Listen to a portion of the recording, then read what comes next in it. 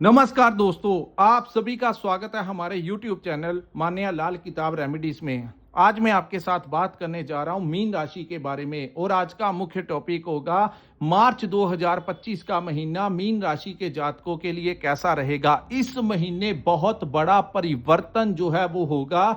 जैसे ही 29 मार्च का समय आएगा दोस्तों, तो इस वर्ष का सबसे बड़ा जो परिवर्तन है इसी महीने में होगा और जिसका प्रभाव पूरे ब्रह्मांड के ऊपर देखने को मिलेगा, क्योंकि सुखों के कारक, न्याय के देवता, कर्मों के स्वामी कुंभ राशि को छोड़कर आपकी राशि मीन में प्रवेश कर जाएंगे और आपके ऊपर शुरू होगा साढ़े सती का दूसरा चरण।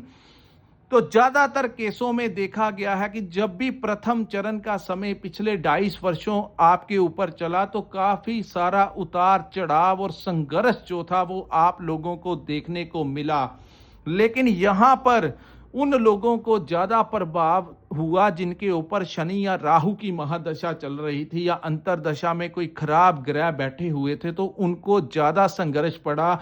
यहां पर आपने देखा होगा किसी मित्र ने आपका सपोर्ट नहीं किया, किसी भाई ने आपका सपोर्ट नहीं किया, कहीं से भी आपको सपोर्ट नहीं मिला। दोस्तों, साढ़े सती जो होती है इसमें सबसे बड़ी बात ये होती है कि आप लोगों को इस समय ये सिखाने आता है समय कि आपने सेल्फ डिपेंडेंट कैसे बनना है। हर चीज को जिंदगी में नेगेटिव नहीं लेना चाहिए। यहां पर आपने देखा होगा इससे पहले कुछ वर्ष पहले काफी सारे आपके दोस्त मित्र थे जो आपको अपना भाई कहते थे, आपको अपना मित्र कहते थे, लेकिन जब संघर्ष का समय आता है तो कहते हैं अपना खून ही सफेद हो जाता है। तो ये घबराने का समय नहीं है। धीरे धीरे करके लोगों के चेहरे जो है वो बेनकाब होते हैं, तो अंत में इंसान जो होता है वो सफल हो जाता है। हाँ, यहां पर शनि को कर्मों का देवता कहा जाता है। सो जो लोग साढ़े सती के दौरान अच्छे कर्म करते हैं, किसी का बुरा नहीं करते,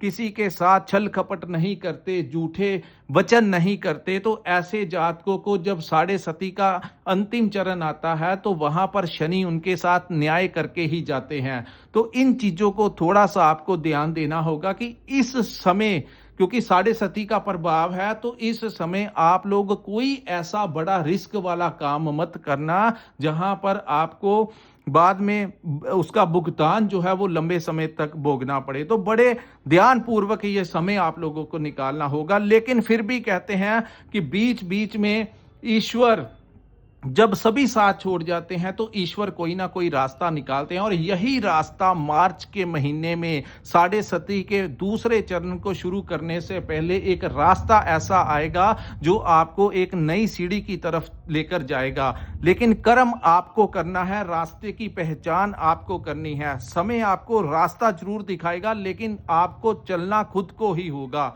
दोस्तों, ये जो सामने मैंने कुंडली बनाई है ये आपकी चंद्र राशि के ऊपर आधारित है, और जिनकी जन्म राशि मीन है या नाम से मीन राशि है उनके लिए ये वीडियो बहुत इंपॉर्टेंट होने वाला है। यहाँ पर सबसे ज्यादा मायने ये बात रखती है कि आपके ऊपर कौन से ग्रह की महादशा और अंतरदशा चल रही है, और वो ग्रह जिन भावों में बैठे होते हैं उनका प्रभाव सबसे ज्यादा देखने को मिलता है।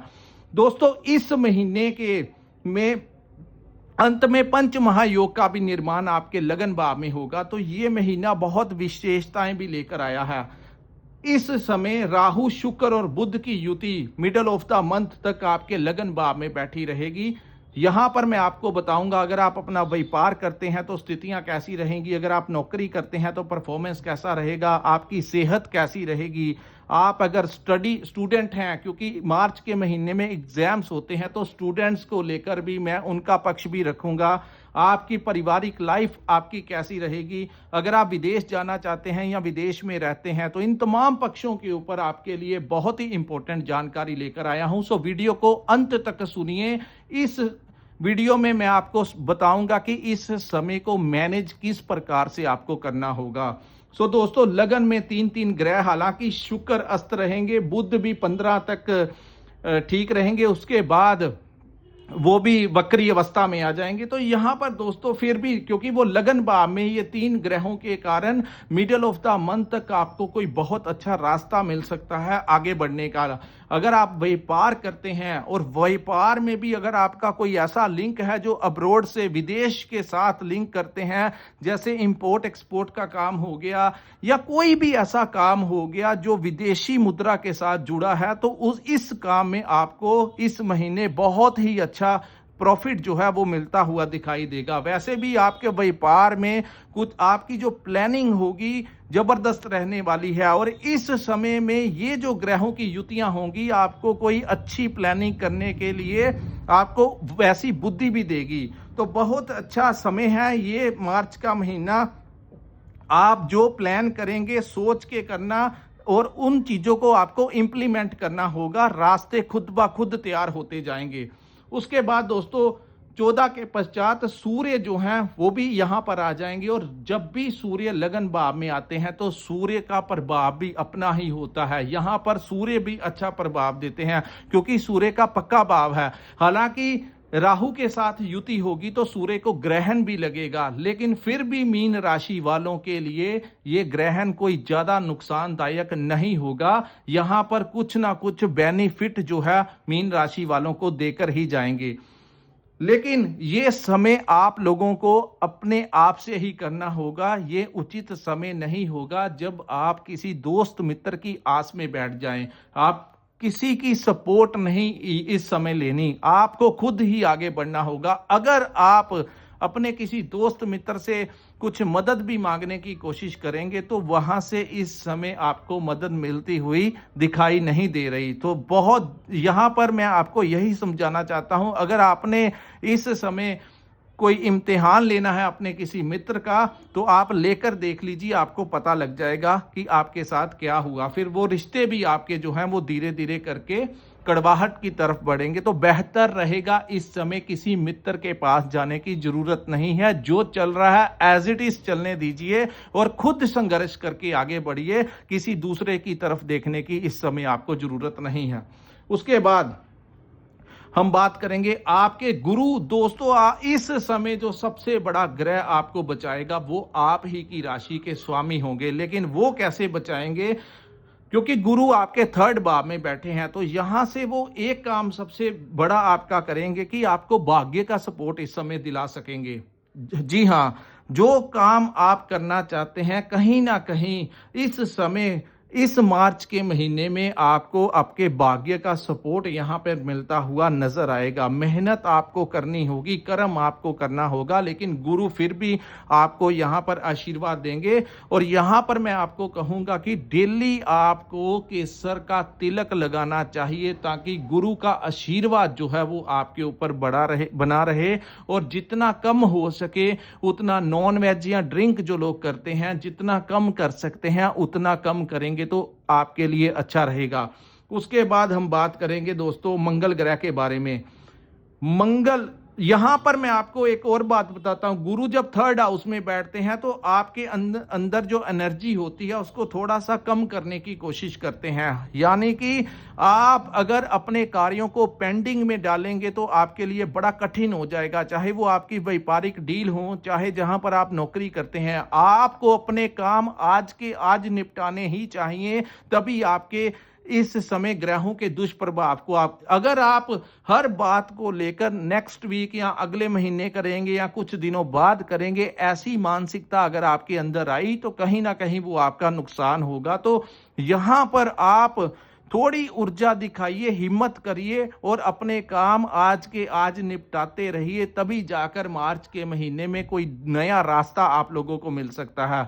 उसके बाद दोस्तों मंगल ग्रह के बारे में बात करते हैं। तो मंगल आपके 4th हाउस में गोचर करेंगे जो कि हमारी माता का भाव है, संपत्ति का भाव है और वाहन का भाव है। यहां पर मंगल के बैठने से, क्योंकि मंगल जब 4th भाव में जाते हैं तो ये उग्र ग्रह की संख्या में आते हैं और 4th भाव जो होता है वो जल तत्व की राशि चंद्रमा का भाव होता है। और यहां पर जब मंगल जाते हैं तो दोस्तों ये जो मंगल हैं यहाँ पर अनकंफर्टेबल महसूस करते हैं। तो यहाँ पर एक काम ये करेंगे कि आप की माता की हेल्थ को कुछ ना कुछ ये दिक्कत दे सकते हैं। वहां पर आपको कुछ समस्याएं दे सकते हैं, तो उनका आपको थोड़ा सा ख्याल रखना होगा। दूसरा, इस समय प्रॉपर्टी की डीलिंग करना आपके लिए अच्छा नहीं रहेगा। आप अगर कोई नई प्रॉपर्टी लेना चाहते हैं या अपनी कोई प्रॉपर्टी बेचना चाहते हैं, तो कोई ऐसा हो सकता है कि मार्च के महीने में कोई अपनी सस्ती प्रॉपर्टी आपको ज़्यादा दाम में बेच जाए या आपकी ज़्यादा महंगी प्रॉपर्टी आपको कम पैसे में दे जाए। तो ये समय उचित नहीं होगा किसी भी प्रकार से संपत्ति से रिलेटेड डील करने का। उसके बाद दोस्तों, वाहन का भाव है, तो वाहन चलाते हुए आप लोगों को थोड़ी सी सावधानी जो है वो यूज करनी चाहिए। फिलहाल शुक्र लगन में बैठे होंगे, तो वाहन भी आपको, वाहन का सुख भी इस समय मिलता हुआ दिखाई दे रहा है। शुक्र को वाहन का भी कारक कहा जाता है और शुक्र जो है वो विदेश के भी कारक हैं, तो आपको विदेश से भी लाभ देंगे और वाहन सुख से भी आपको लाभ देंगे। और इस भाव के स्वामी बुध भी जो है वो लगन में बैठेंगे, तो यहाँ पर आपको वाहन का सुख दे सकते हैं। लेकिन मंगल का थोड़ा सा संपत्ति लेते हुए या परचेस करते हुए या सेल करते हुए इन चीज़ों का ध्यान रखना, अवेयर रहकर करना, कहीं कोई छल करके आपके साथ कोई घाटे का सौदा ना कर जाए।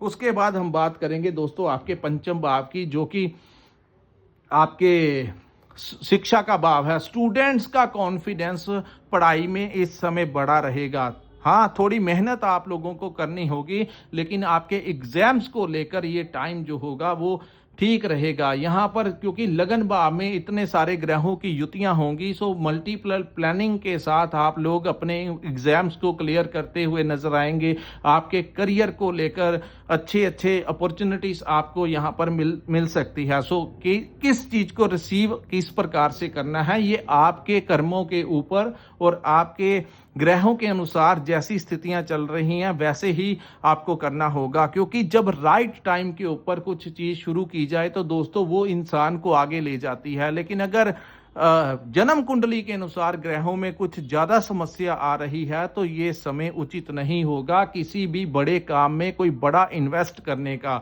सो जो पुराना काम आपका चल रहा है उसी में आप थोड़ा बहुत कंट्रीब्यूट कर सकते हैं, उसी में कुछ ना कुछ पैसा डाल सकते हैं। लेकिन कोई नया काम करने के लिए बिना सोचे समझे अगर किसी ने कह दिया कि इस काम में बहुत प्रॉफिट है, तो वैसे रास्ते ये समय उचित नहीं होंगे।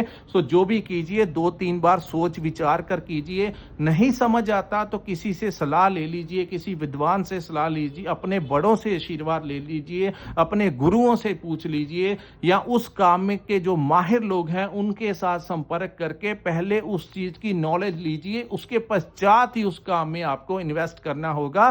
किसी के कहने के ऊपर आपको कोई नया काम करने की जरूरत नहीं है। उसके बाद हम बात करेंगे दोस्तों, सप्तम भाव में केतु बैठे हुए हैं, तो यहां पर आपको थोड़ा सा अपनी हेल्थ का भी ध्यान देना होगा। अगर कोई प्रॉब्लम लंबे समय से चल रही है तो थोड़ा सा आप लोगों को अपना केयर करना होगा। अपनी डाइट के ऊपर, रूटीन में आपको एक्सरसाइज करनी चाहिए ताकि हेल्थ जो है वो ठीक बनी रहे। और जब भी केतु सप्तम भाव में बैठते हैं, ऊपर से दोस्तों इस महीने मंगल की दृष्टि केतु के ऊपर रहेगी, तो कोई नया काम किसी दोस्त के साथ मिलकर करने के लिए ये टाइम उचित नहीं होगा। पार्टनरशिप में काम करते हैं तो एज इट इज चलने दीजिए। कोई बड़ा इन्वेस्टमेंट इस समय अपने पार्टनर के कहने के ऊपर नहीं करना, और पार्टनर के साथ किसी भी बात को लेकर आपकी विवाद की स्थितियां जो हैं वो बन सकती हैं। ये बात याद रखना, क्योंकि मंगल उग्र ग्रह की संख्या में आते हैं। हालांकि गुरु की दृष्टि भी केतु के ऊपर रहेगी, लेकिन केतु खुद ही पार्टनर के भाव में बैठे हैं। ऊपर से उग्र ग्रह मंगल की क्रूर दृष्टि केतु के ऊपर पड़ने से इस भाव को बहुत प्रभावित केतु करेंगे। तो यहाँ पर आपको ऐसा लगेगा कि आपका जो बिजनेस पार्टनर है उनके साथ आपकी दूरियां हो रही हैं, या आपको उनकी बातें पैसे को लेकर या किसी भी चीज को लेकर आपका मन मुटाव जहां पर करवा सकती हैं। और अगर आपने यहाँ पर कुछ ज्यादा गुस्से में आकर उनको कुछ कह दिया तो आपकी पार्टनरशिप भी टूट सकती है, जो कि लंबे समय से चली आ रही है। तो इन चीजों का आपको ध्यान देना होगा, और खास करके महीने के अंत में जब शनि की दृष्टि भी केतु के ऊपर होगी। उसके बाद दोस्तों बात करते हैं आपकी मैरिड लाइफ की, क्योंकि सप्तम भाव जो है मैरिड लाइफ का भी भाव है। तो मैरिड लाइफ में आपकी जो पति पत्नी के संबंध हैं उनमें भी कुछ ना कुछ उतार चढ़ाव आ सकते हैं। दोस्तों, जब संघर्ष होता है ना, तो कहा जाता है कि अपना ही खून सफ़ेद हो जाता है। तो कई बार आपका जो पार्टनर है, यहाँ पर ऐसी स्थितियाँ कुछ लोगों के जीवन में बनी हुई हैं। ऊपर से जब इंसान इरिटेट होता है तो गुस्सा अपनों के ऊपर ही निकालता है। तो अगर आपने अपने घर में आकर अपनी पति-पत्नी का आपस में किसी बात को लेकर अगर छोटी-छोटी या किसी शक के ऊपर आपने कोई बातें की, तो ये समय उचित नहीं होगा। बहुत जल्दी वो बात जो है वो राई का पहाड़ बनती हुई दिखाई दे रही है। तो मैंने जैसे कहा कि समय को मैनेज करना है, ये उचित समय नहीं होगा अपनी मैरिड लाइफ को डिस्टर्ब करने का। अगर आपने कुछ ना कुछ नोक-झोंक करने की कोशिश करी या छोटी-छोटी बातों को लेकर बढ़ाने की कोशिश करी, तो आपकी मैरिड लाइफ पूर्ण तरीके से डिस्ट्रॉय करवा सकते हैं। तो ये समय उचित नहीं है। शांत रहिए, कम से कम आप अपने परिवार में शांत रखेंगे तो बाहर आपका दिमाग काम करेगा कि मैंने व्यापार में क्या करना है, मैंने नौकरी में कैसे डीलिंग करनी है। तो उन चीज़ों को, क्योंकि आपके ऊपर बहुत ज़्यादा इस समय प्रेशर होगा कि आप लोगों ने पैसा भी कमाना है, घर भी चलाना है, ज़िंदगी भी चलानी है, लेकिन एक छोटी सी गलती कुछ भी बड़ा करवा सकती है। तो ये उचित समय नहीं है दोस्तों, कोई भी ऐसा कार्य करने का। उसके बाद हम बात करते हैं आपके 12th हाउस की। तो ये जो भाव है, यहाँ पर दोस्तों खर्च जो है आपका बड़ा ही रहेगा। आपको ऐसा महसूस होगा कि आपके पास पैसा आता तो है, लेकिन चला किधर जाता है आपको समझ नहीं लगती। कुछ लोगों का पैसा मेडिसिन के ऊपर लग रहा है, कुछ लोगों का कोर्ट कचहरी वकीलों को देना है को लग रहा है। कुछ ये चीज़ें जो हैं वो आपको, कुछ लोगों को मेंटली डिस्टर्ब कर रही हैं और पिछले लंबे समय से। हालांकि यहाँ पर सबसे बड़ा लाभ उन लोगों को होगा जो लोग विदेश में रहते हैं। अगर उन्होंने कोई पीआर वगैरह अप्लाई किया हुआ है तो इस समय उनको सिटीजनशिप मिल सकती है। जी हाँ, जब हम जन्म स्थान से दूर चले जाते हैं तो ग्रहों का प्रभाव जो होता है वो कम हो जाता है। कई बार स्थितियां जिंदगी में आती हैं, आपने देखा होगा लोग अपने गांव को छोड़कर दूर कहीं दूसरे शहर में चले जाते हैं, या फिर लोग अपने कंट्री को छोड़कर अपने रोजगार के लिए, कहीं ना कहीं अपने फ्यूचर के लिए किसी दूसरे कंट्री में चले जाते हैं। तो उनके ऊपर इतना प्रभाव नहीं रहता जितना जन्म स्थान के ऊपर रहने वालों के ऊपर होता है। तो यहाँ पर आप लोग देख लीजिए, जो लोग विदेश में हैं उन लोगों को, और जो जाना चाहते हैं उनका वीज़ा भी लग रहा है और बहुत ज़्यादा चांसेस बन रहे हैं मीन राशि वालों को अपने स्थान परिवर्तन करने की। आपने देखा होगा पिछले 22 वर्षों में बहुत सारे लोगों ने अपने शहरों को छोड़ दिया, अपने घर को छोड़कर कहीं दूसरी जगह पर चले गए। या अगर आप किसी कंपनी में काम करते थे तो आपकी स्विचिंग हो गई, आपको किसी अन्य जगह के ऊपर नौकरी मिल गई, या उसी कंपनी ने आपको किसी दूसरी जगह पर भेज दिया जहां पर आपकी सैलरी भी बढ़ गई। तो अगर आप थोड़ा सा अपने स्थान परिवर्तन करते हैं तो उन लोगों को फायदा होने के चांसेस हैं। लेकिन जो लोग जन्म स्थान के ऊपर रह रहे हैं उन लोगों के लिए थोड़ा सा ये समय जो होगा वो संघर्ष वाला होगा। तो दोस्तों ये था। उसके बाद दोस्तों सूर्य भी लगन में आ जाएंगे, तो सरकारी भाव से जितने भी आपके काम हैं इस मार्च के महीने की 14 तारीख के पश्चात अगर आप निपटाना चाहते हैं तो वहां के अधिकारियों से जाकर बात करेंगे तो आपके वो जो आपके काम लटके हुए हैं, अटके हुए हैं, उनकी पॉसिबिलिटी है कि वो वहाँ का प्रशासन जो है वो आपकी सपोर्ट कर जाए और आपके जितने भी कार्य अटके हुए हैं, लटके हुए हैं, वो आपको मिल जाए। इस महीने सबसे ज़्यादा आप लोगों को 2 चीज़ों का ध्यान रखना होगा। एक, अपने पति पत्नी में विवाद नहीं करना, अपने भाइयों के साथ किसी प्रकार का विवाद नहीं करवाना। ग्रह बहुत कुछ करवा देते हैं, सो किसी भी प्रकार से अगर कोई बात होती है तो एक्शन का रिएक्शन नहीं कर देना। और अपने दोस्तों मित्रों से भी आपको रिलेशन अगर बनाना है तो इस समय उनका इम्तिहान मत लीजिए, क्योंकि वो तो आपकी मदद करना चाहते हैं, लेकिन अगर आपने उनको मदद करने के लिए कहा आपकी, तो इस समय उनका भी अगर कोई काम होता हुआ भी लटक जाएगा। वो आपके ग्रहों की स्थितियों के कारण आपके ऊपर 7.5 का प्रभाव होगा। आपके मित्रों का उतना कसूर नहीं होगा जितना आपके समय का कसूर होगा। तो इन चीजों को आपको समझना होगा। जो लोग ये वीडियो देख रहे हैं, या अगर आपके किसी दोस्त आपके ऊपर ऐसी अवस्थाएं बनी हुई हैं, तो नीचे कमेंट सेक्शन में कमेंट करके बताएं कि ये अवस्थाएं जो हैं आपकी लाइफ में बनी हुई हैं। सो दोस्तों, ये था मीन राशि वालों के लिए मार्च 2025 का राशिफल। अगर आपको ये वीडियो अच्छा लगा हो, हमारा एनालिसिस अच्छा लगा हो, तो कृपया इस वीडियो को लाइक कीजिए, हमारे चैनल को सब्सक्राइब कीजिए और नीचे कमेंट सेक्शन में कमेंट करके जरूर बताइए कि आपको ये वीडियो कैसा लगा।